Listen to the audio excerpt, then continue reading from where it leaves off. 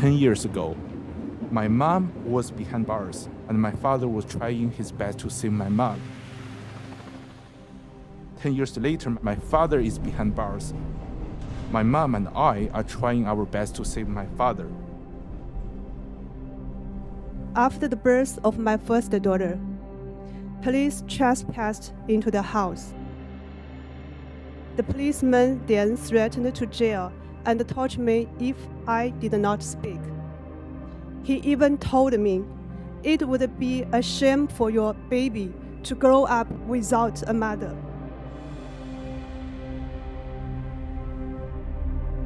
Few events in recent Chinese history have had as profound an impact on the country, and few have met with such a powerful campaign, forcing the entire world to ignore or forget.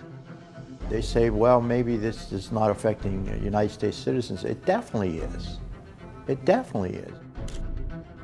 But today, we could be witnessing the unfolding of the most untold story of human resilience of the 21st century.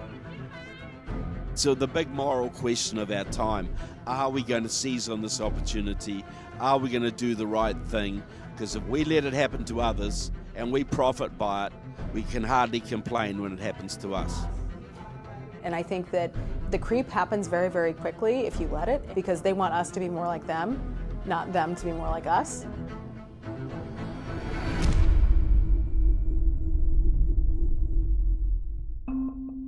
If you were in China in the 1990s, this is what you would see every morning. People, lots of people, young and old, men and women, meditating in parks and public squares. They're practicing Falun Gong. Falun Gong is a Buddhist-based spiritual practice that really involves slow motion exercises, a little bit like you'd see with Tai Chi, a sitting meditation like you see in Buddhism, and the studying of Buddhist-based spiritual principles that are really centered around three core principles: truthfulness, compassion, and forbearance. You're trying to incorporate these principles into your daily life. Be more honest, be more compassionate, be more tolerant. A wonderful spiritual practice.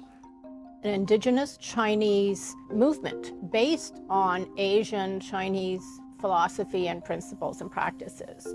It started in the early 90s, one that skyrocketed within China. It really was somewhat of a renaissance in that after decades of communist rule, where they're trying to stamp out all traditional beliefs, all traditional culture, people who for decades had been told that they have to believe in Marxism, that they have to denounce Confucius and Buddhism and all these sort of traditional Chinese things, were opening up the Falun Gong books and going, wow. I remember one old Chinese guy, when I first started practicing, said, it was like the good old things of China have come back. It was literally everywhere. I had a friend who actually was studying in Tsinghua University, which is kind of like their MIT. On campus, there were at least 3 practice sites every morning. Students, professors doing the exercises, military, academic, farmers, housewives, government, including high-level government officials. So even after just 7 years, 100 million people were practicing Falun Gong throughout China. Things were going great until July 20th, 1999, when the launch of an unprecedented campaign of repression forever changed the fate of tens of millions in the course of China's modern history.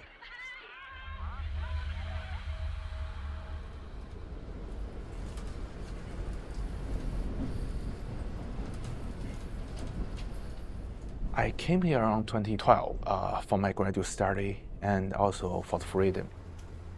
Actually, when I graduated, I got an offer from a Japanese automobile company. I can go to Japan, but my parents said, no, you go to US. You go to US. So they know US is the beacon of the freedom, and that's why I'm here. And I think I'm at the right place. I met you a few years ago, and I was very impressed. He's indicative of some of these immigrants that have come over, hardworking, value education, and very loyal friends. So, I was devastated when I heard what was going on, and I wasn't going to sit back and take it. Joe's parents are both practitioners of Falun Gong. Actually, my father was in U.S. 2019 December. He is the eldest son in the family, and he thinks it's his responsibility to take care of my grandfather. So he went back to China in 2020. But in the end, my father could not attend my grandfather's funeral. My father was in prison at that time. It's really a big tragedy to my family. Joe's father, De Young Zhou, was sentenced to 8 years in a Chinese prison in April 2023 for practicing Falun Gong. This is an innocent gentleman. He's being jailed for 8 years for doing absolutely nothing wrong.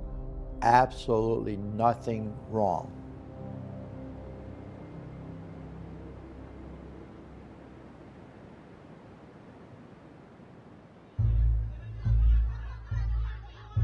It all began in the middle of the night, July 20th, 1999, when China's ruling Communist Party started a nationwide cultural revolution-style campaign to eradicate Falun Gong, a practice they once supported.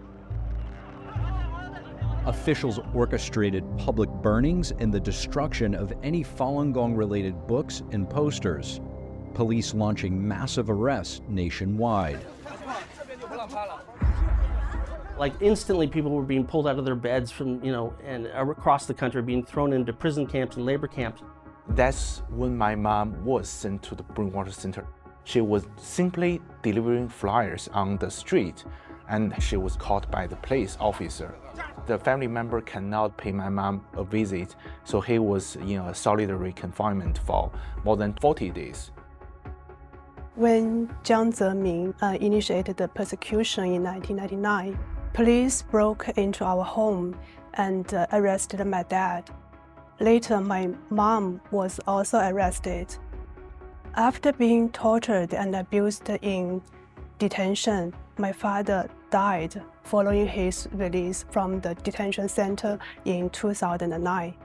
Meanwhile, my mom was arrested repeatedly.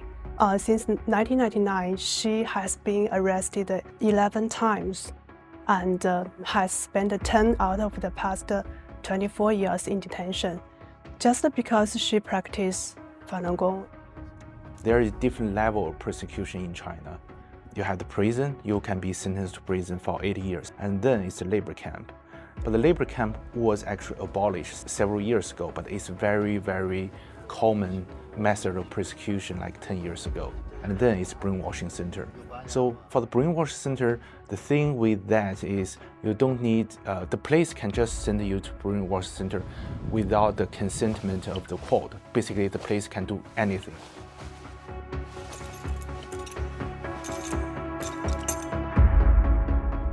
The head of the Chinese Communist Party at the time, Jiang Zemin, announced the plan to wipe out Falun Gong, defame their reputations, bankrupt them financially, and destroy them physically. They'll put you through high-pressure psychological techniques like chaining you to a chair where there's a TV screen blaring at you 24/7 how evil your beliefs are and you are. They'll combine that kind of thing with really brutal torture techniques, to the idea to break the mind, break the will, and ultimately what they want to do is have you sign a repentance statement that say you'll stop practicing Falun Gong. Often then you must do that to other people. The Washington Post did a piece on this where they followed an individual who went through this process, a Falun Gong practitioner. He sort of concluded at the end, we human beings are the very worst animals on earth. I mean, he was just so demoralized.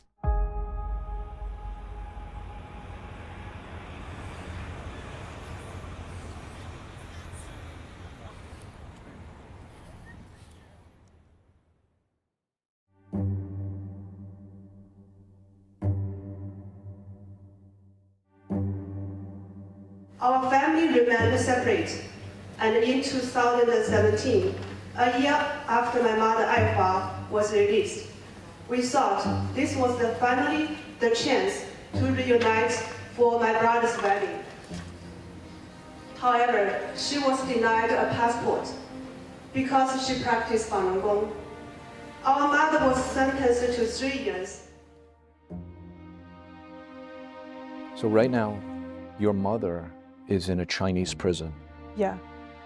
How, why, and what is her situation? Actually, I have no idea about her current condition, but I know my mom was arrested last year, July, and the whole year my family couldn't see her, and we don't have her any condition. And my father was actually 62 years old. He has lost almost all his teeth.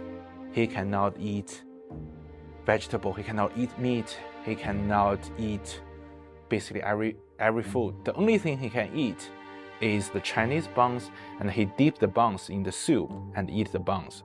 That's the only thing he can eat. So I'm very concerned about his mental and physical health. And he has been in the detention center for 2 years. So this is very outrageous. And his health has declined since being in the detention center, Yes, just to make that clear. Yes, he lose a lot of weight, yeah. This is just an example of what's going on in China. They're abusing their own people. This gentleman, he went back to take care of his father. He could have stayed here in the United States, but he wanted to take care of his father, his ailing father. Did the right thing, the moral thing. And this is the way he's penalized by his country, his government? You know, what are these communists afraid of?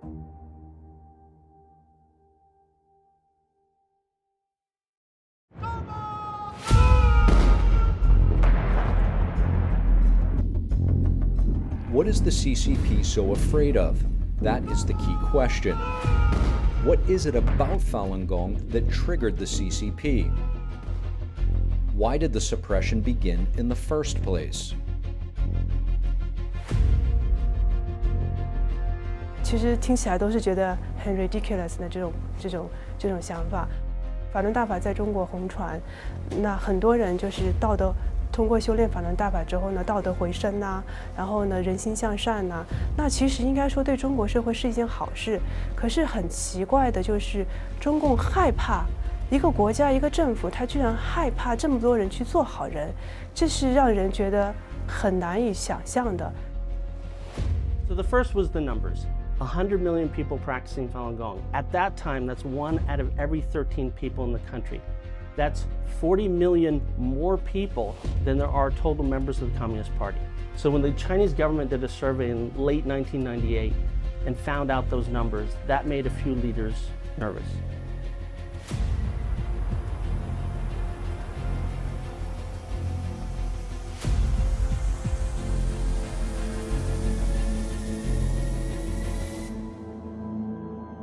My family on my grandmother's side, they are Christian before the CCP took power. So some of the relatives even flee to US before the CCP took power. And after the CCP took power, they have very severe persecution on Christian.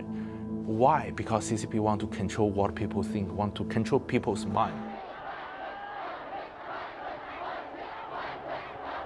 If someone believes in religion or someone believes in doing good deeds, then it can be a threat to CCP because at some point they will refuse to follow the CCP's order.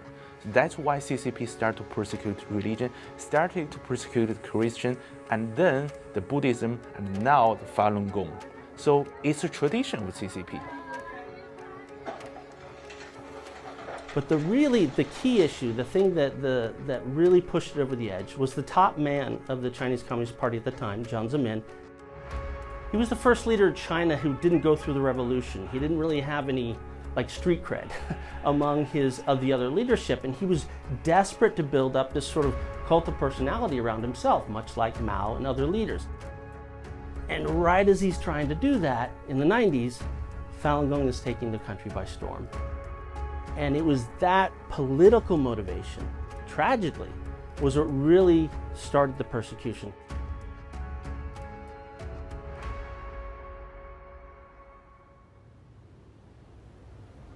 Over the past 2 decades, Falun Gong practitioners have been subjected to beatings, sexual humiliation, rape, shocks with electric batons, and forced injections with psychotropic drugs. But the abuse does not stop there. As the world looks the other way, the CCP developed a dark industry out of this persecution: live, forced organ harvesting. But is there evidence? Why did the issue come to light and receive such little attention until recent years? And what role has the United States and the free world played in this dark industry? There's disturbing news just out from London. An independent international tribunal concludes that China is killing prisoners in order to harvest their organs. Organ transplant. The first time I even heard of the concept, it was almost too bad to be true. It was almost unbelievable on its face.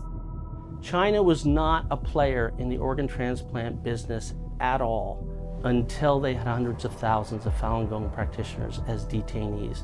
And then suddenly, just over a few years, they skyrocketed to become one of the leading destinations for organ transplant operations.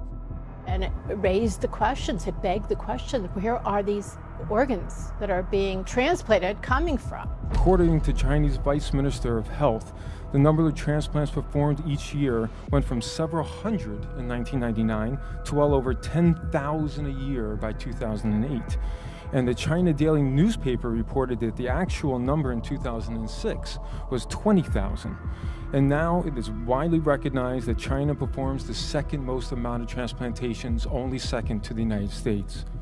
Even more troublesome is evidence that China seemed to have an overabundance of organs and that their medical tourism business was booming. They had hospitals advertising all over the internet that they could guarantee patients organs within the time frame of weeks, and they could even schedule them in advance. To put that in perspective, the United States waiting time for a kidney is over 3 years. We are confident that in just a few years, China will become the #1 organ transplant country in the world. You can connect the dots, and it started to look very, very bad for the CCP, the Chinese Communist Party. Well, how come I rang up? I was offered a liver very quickly from a hospital in China. How is that possible? I don't want to listen and answer the question somebody with some political agendas. I've heard directly from some of my constituents about this, and what's particularly unsettling is that this practice allegedly targets prisoners of conscience, including practitioners of Falun Gong. Family members would be presented with a box of ashes of their loved ones, maybe weeks, months after they were taken away. You had testimony from doctors and other prisoners, guards, that this was happening. 用这个法轮功的这种提供的说是很好。这个网上都是这样。这边的话就是，比如说像那个就是监狱犯人那个练法轮功的这样的犯人，活体能够有保证足够吗？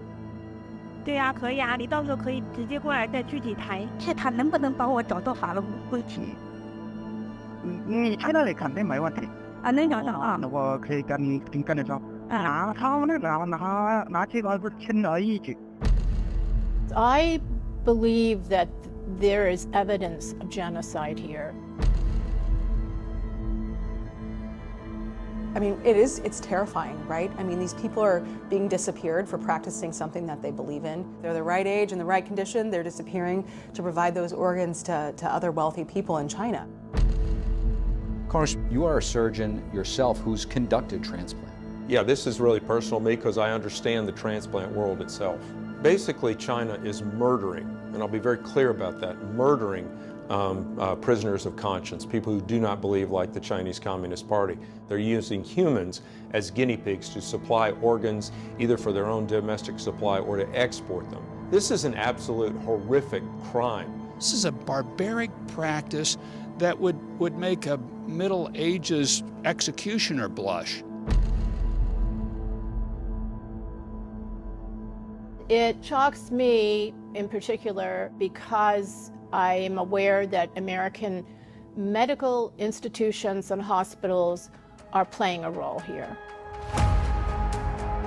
and I have seen lists of 344 organ transplant surgeons who were trained in this country from China, trained by our own medical schools and hospitals, or have been supported. These transplant centers have been supported by our transplant sector in some way, either with joint research or research money or other kind of foundational support. And that continues to this day. They're unspeakable. These things were unspeakable. Yet China's doing it. The Communist Party of China is doing it to their individual citizens with impunity, and we go and shake hands and work business deals. If that hand was being extended to you with the blood on it of someone that just took out somebody's organs, someone that was unwilling to give those organs up and lost their life because of their belief, would you be so willing to extend your hand in friendship or in business partnership or even in diplomatic partnership?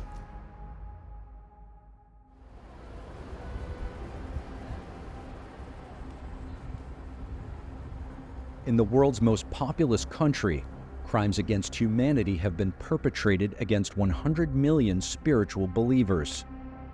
The evidence, overwhelming, but many have not even heard about it. How did we let it happen? Right in front of our eyes. All the while, we grew deeper and deeper into a relationship with Communist China. Well, when I heard about it and started looking into it, I realized there was something there, and it was so horrifying that we couldn't ignore it. We had to delve deeper. And it was, you run into a brick wall because there's no transparency. You know, I was trying to enlist, and others were trying to enlist American government, members of Congress, medical people, medical sector, in trying to find out what was going on. And there was just, you know, there wasn't a lot of confidence that this was true. And it was difficult to explain because on the one hand you had the Chinese Communist Party putting out just massive volumes of disinformation and propaganda, denouncing Falun Gong, demonizing them. Falun Gong is strictly nonviolent. It has little to no formal organization, no system of membership, no churches or temples, and no fees to learn the practice. Yet under the CCP's smear campaign in China and abroad, it was portrayed as a dangerous cult, all to divert attention away from the CCP's human rights abuses and to influence public perception. They want silence. I mean, any of our government officials will tell you over the last 24 years, if you want to end a meeting with a Chinese official anywhere in the world, just mention Falun Gong, meeting's over. It's the third rail, it's the one thing they won't let you talk about. But it was more than just the cultural barriers blocking the truth. Behind the scenes, bigger changes were underway. At the turn of the century, at the peak of the persecution, the CCP all of a sudden put on a face, embracing capitalism. With impressive skylines emerging throughout China, enticing foreign investment, and deceiving the U.S. into accepting China into the global political and economic system. The United States will do everything possible to bring China into the World Trade Organization as soon as possible. The Ministerial Conference so agrees. It wasn't until decades after that we found out where that policy would eventually lead us. Jiang Zemin at the time seemed so moderate, seemed so friendly and jovial, and wanted to open up markets and be vastly different from the Maoist period and from the Soviet period that we knew very well. So it was hard to believe. It was hard for others to believe when we started talking about it. But you know, you cite the year 2006. Our country was still in the position at that point where we were saying, well, gosh, it's all about free trade, and this is going to bring greater freedom to the Chinese people if we just work with them closely. And I was a part of that scope for a while, saying we think as they grow more connected to the global economy, they'll lessen their persecution. Didn't happen. Now you got Xi Jinping, who is a full Maoist, and the persecution level is more intense, and it's more technologically sophisticated of the things that they can do now that they couldn't do back in the Mao era. You find this throughout U.S. history. A lot of times I know what's going on, but I really don't want to hear about it, and I don't want to look at it. That happened really early on about the slave debate. Nazi Germany, we knew what was going on with the Jewish people, and just kind of, look, I'm comfortable here. I really don't want to think about that. 50, 60, 70 years ago said never again. We never want to see this again. And yet much of the world is countenancing it, it is accepting it, is refusing to acknowledge it for profits, for ease of relationships. Unacceptable.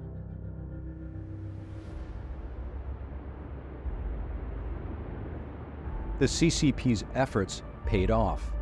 It bought nearly 30 years of public amnesia from the West. Why should your average citizen, who this may on the surface not affect, be concerned? Well, look, this is, it depends what kind of universe you think we live in.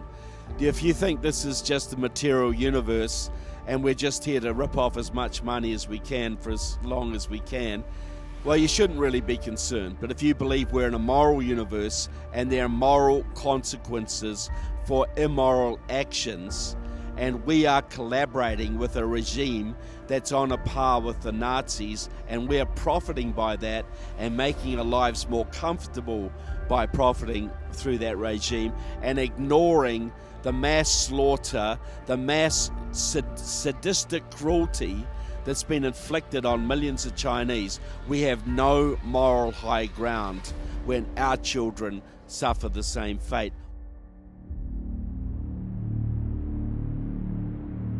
You need to know that what is being done in China to Chinese people of various stripes is certainly in prospect for us if the Chinese can get their hands on us.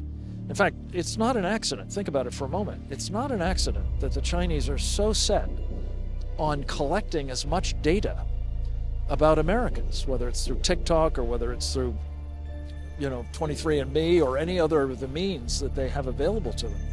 Health data, DNA data, and other personal information, because this can help them target you. So this is not somebody else's problem. This is something, again, that we ignore at our extreme peril.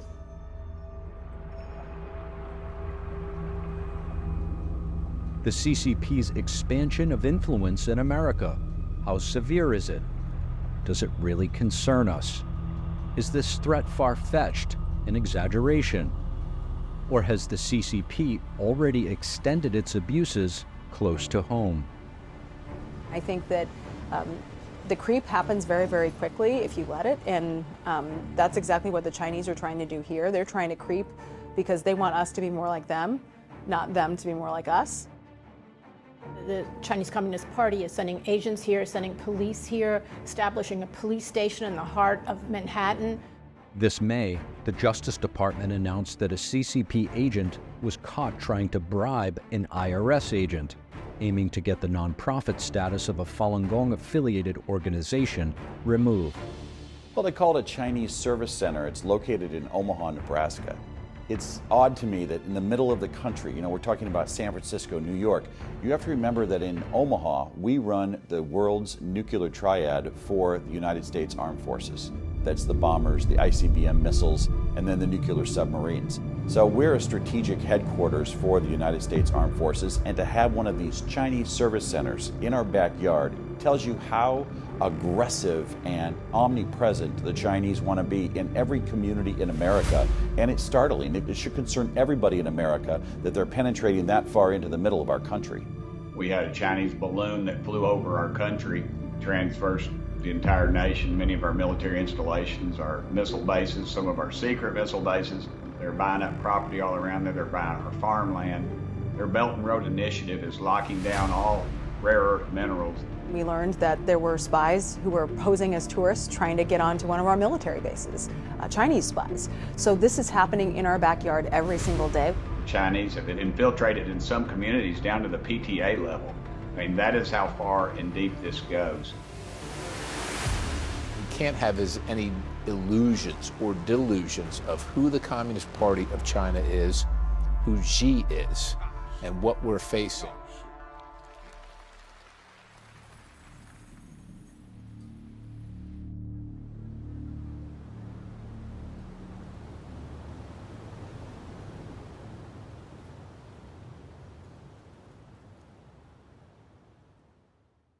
So if I could ask, what does July 20th mean for you? Families are supposed to be together after the persecution started. We have not been able to stay the same roof, take a family photo, or be together for important life events like weddings or birthdays. This persecution have torn my family apart over and over again. Every year on that date, I am reminded of the suffering my family has gone through over what is now almost 24 years. Every year, I think maybe next year it will be over. I think about how many families there are like mine, and about how much they have suffered also. And your dad right now is sitting in a labor camp. What his incarceration put you through, and both psychologically, you must be very stressed out just thinking about him and how he's doing. Not to mention, you didn't even know where he was for a period of time. When I learned they sentenced my father to 8 years in prison, it's overwhelming to me. It's like you just kind of give up. You don't know what to do because they are so strong. I'm in US, my father was in China, and this whole government with all the power and with all the money are persecuting my father, and I'm just nobody.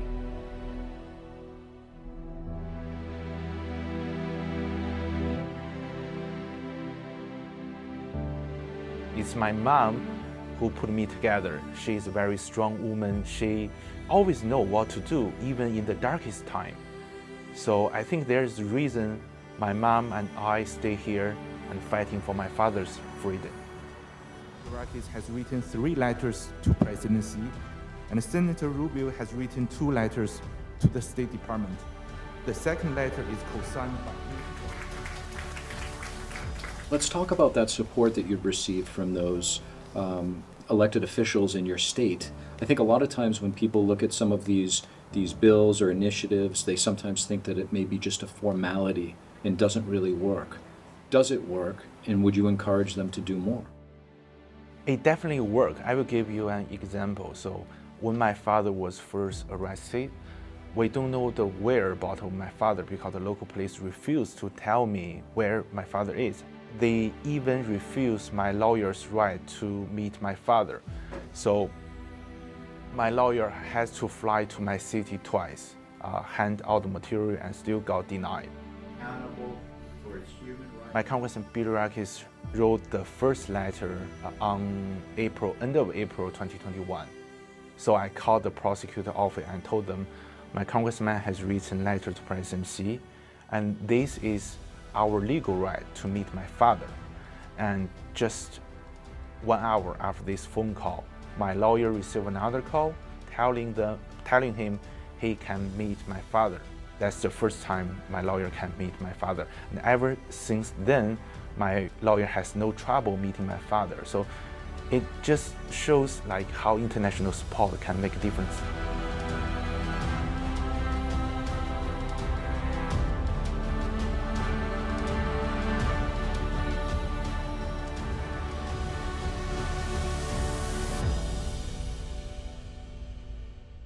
So many officials in China read the tea leaves about what's happening in that country, and they're trying to get out. They're trying to get their kids' passports, they're trying to get their money out, and this is around the country. When we sanction those officials, word of that gets out all over China, and suddenly you get police chiefs, other security apparatus leaders scared that they're the ones that are going to be next sanctioned, that they're not going to be able to get their kids out. So that kind of thing works. It sends reverberations throughout China.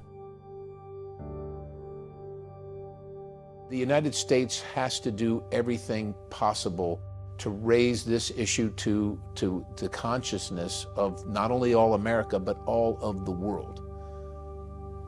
It cannot be left to stand, and there's no one else that can or will take the lead. We have to. And even though there have been some bills, we even passed one earlier this year, it falls way, way short. And we must do every single thing we can. We need to identify every single Chinese Communist Party official that is involved. And look, we can't reach into their country and take them and put them into prison. Goodness and the good Lord knows that we should. But short of that, what we must do is make sure that their life is a living hell for what they've done. And that's what my bill seeks to do. Your bill essentially makes them think twice if they were associated with organ harvesting, which many have, if they come into the United States. Absolutely, because we're going to do something about it. So even if you just drove the person to the clinic, if you had anything to do with it, don't come to America, because we're going to get you. What most people don't know about Falun Gong in China is, for the last 15 years, is the largest civil disobedience movement in the world.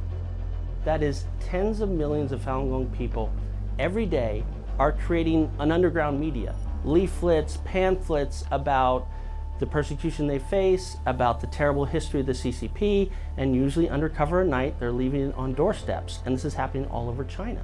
Big cities, small villages, and everything in between.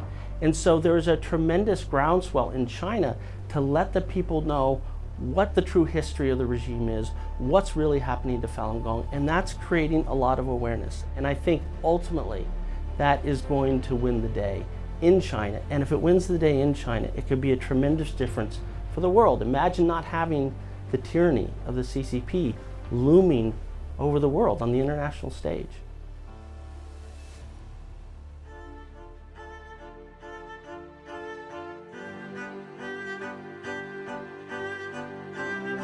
Business and labor have to get together and say, hey, this is wrong. Let's shut this stuff down. And the way we shut it down is we got to quit sending them our dollars for cheap products. Look, we got to use the moral power of our vote, the moral power of our money, and the moral power of making a stand. If we can do that and we can destroy the CCP through moral methods, we may never have to fight them physically. Our boys, if we can stand up morally, our boys will not have to die fighting them in a battle.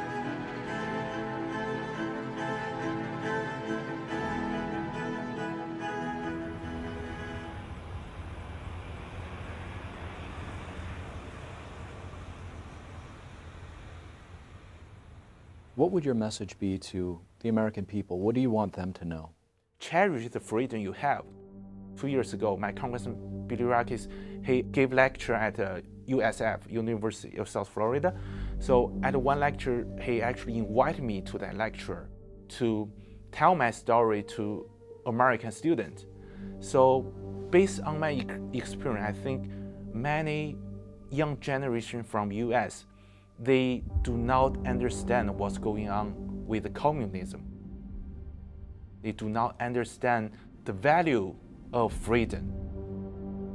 Freedom is a human right everyone in US they are born with, but freedom can be a privilege in other countries, in other regions. And I think every American should realize that, should cherish their freedom and fight for their freedom, because at some point, someone will come to your home and take the freedom away from you, and you have to be prepared for that.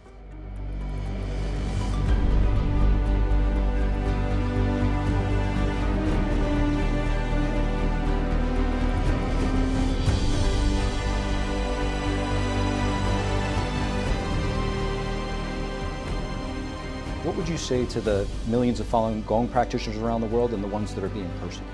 We hear you. We know what the Chinese Communist Party is doing. Stay strong. They're resilient people. Keep up the good work. Don't give up your principles, and help is on the way. I hope you will keep the faith, because we in America will always stand for those that believe in religious freedom. But more importantly, that's simply a human right, and it's recognized by most people around the world. And I hope that they will keep the faith that someday they will be able to be free people out from the yoke of communism. our message, my message to them is to stay hopeful, keep believing, keep practicing, know that help is on the way, know that you're not alone, know that all things worth achieving, worth saving, require sacrifices. And if your sacrifice is that silent suffering while you do your work, then that's part of it. And look, this is the road less traveled, which means that not everybody's on it, but you're on it, and there are people that are on it with you, even from afar. We hear your cries, we hear your pleas, and we're going to do everything. I'm going to do everything I can in my power. I'm not in charge in China, but I have something to say in America, and I'm going to let as many people know so that they're aware of it. And it's hard to be patient. But those who are patient are the ones who almost always succeed. It's the perseverance that is usually victorious. So we will get there. Maybe not today, but we will get there. So hang in there and stand strong and stand for what you believe in, because there are many people around the world that believe in you.